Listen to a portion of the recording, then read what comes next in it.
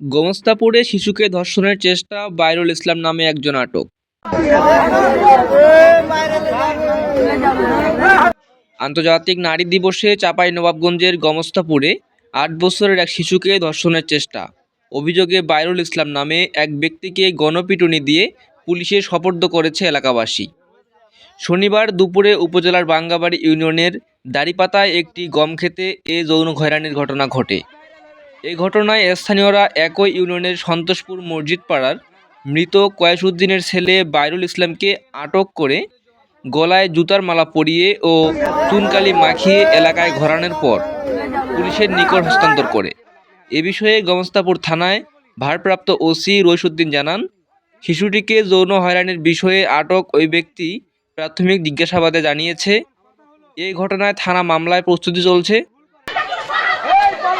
Amar TV, Chapainawabganj.